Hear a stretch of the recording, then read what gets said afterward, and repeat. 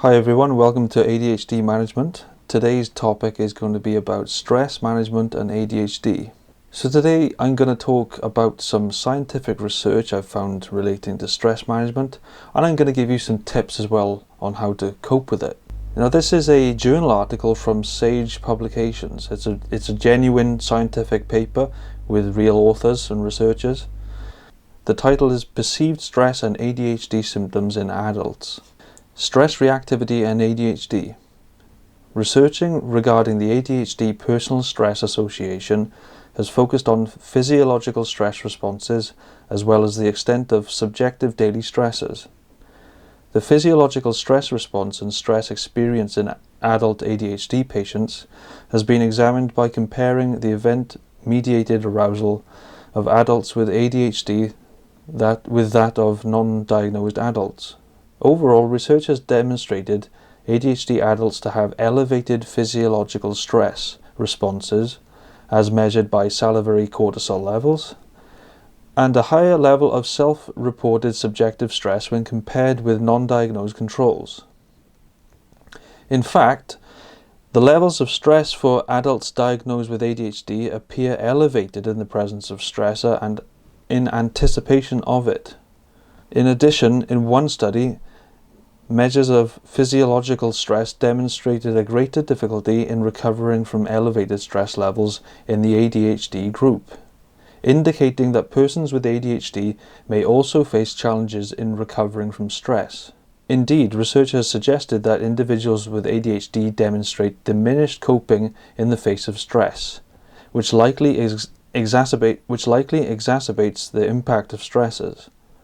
Children with ADHD have been found to demonstrate lower self-esteem than non-diagnosed peers, and likely as a result to engage in less active approaches to solving interpersonal problems. The symptoms of IA, or inattention, hyperactivity and impulsivity are linked to lower levels of planning, organization and self-control, which are critical to successful stress management. Individuals with ADHD, especially those with prominent hyperactive or impulsive traits, tend to act immediately when presented with a complex stimulus rather than to engage in problem solving. If the stimulus is considered by the individual to be stressful, his or her impulsive response likely will not be well planned, and therefore is unlikely to actually alleviate stress. Well, that really speaks to me quite a lot, because I know I've experienced a lot of that in my life as well, where under pressure I've been virtually incapable of correctly and accurately expressing myself verbally. It's kind of like the whole cognitive processing speed when it comes to ADHD. I think that's what it has to do with. And I remember when I was a kid, I was always the worrier, always worrying, other kids would be fine. They wouldn't worry about things as much as I did, and I was always the sort of neurotic one, just the way I was. And I was like that all the way through school as well. Just the stress would sort of get at me, and I'd be worried, and it would sort of really eat away at me. It would affect my self-esteem, make me just very low self-esteem. So it definitely rings true. But anyway, on to more positive shores. Now I'm going to give you guys some tips that I use every day to manage my stress levels, and things that I think that you could use to really help improve your life and just bring it down, bring the cortisol levels down. There's only so much I can do for you. If you're experiencing anxiety that is really eating away at you badly and you can't cope, consider talking to your doctor, alright? Get some professional help. The most important tip I have to tell you though is you have to use the core tools that I've told you about. Guys, you have to use your calendar, you have to use your phone app, you have to use your to-do list, okay? These 3 things, and if you're going to use a notice board, 4 things. Those 4 tools are going to be your best friend into keeping your stress levels down, into organizing your life, because if you're more organized, you're going to be less stressed. It just makes sense, okay? So use them daily. Now, in conjunction to this, you're going to want to plan a dedicated day to tackling anything that needs to be done that is quite stressful and takes up a lot of energy. Okay, so that means put it in your to-do list, your planner, your diary, and everything else, okay?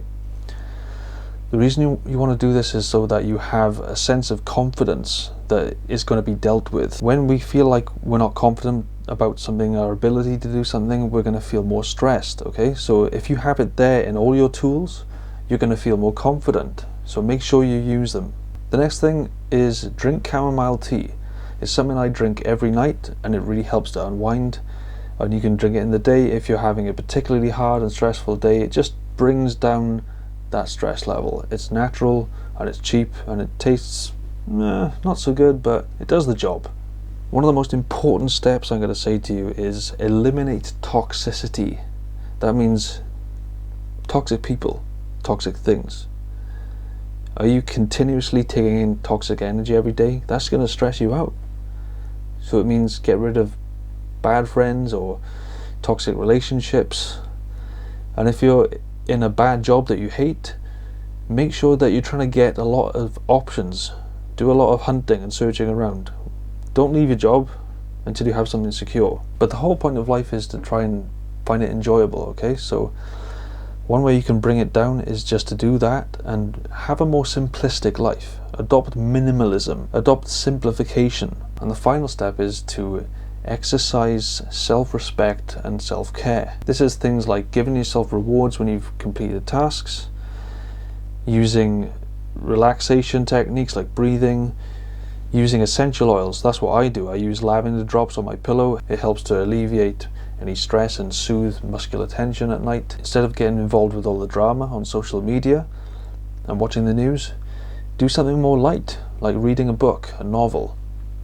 Really look after yourself, because it's going to really have an effect on your cortisol levels. That's the biggest thing.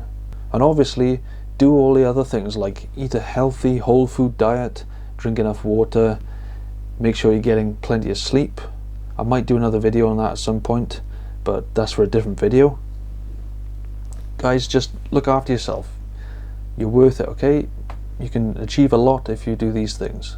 So I hope these tips helped, and I thank you for watching my channel. Make sure to hit the subscribe and give the video a like if it helped you, and I'll see you in the next video. Cheers, bye.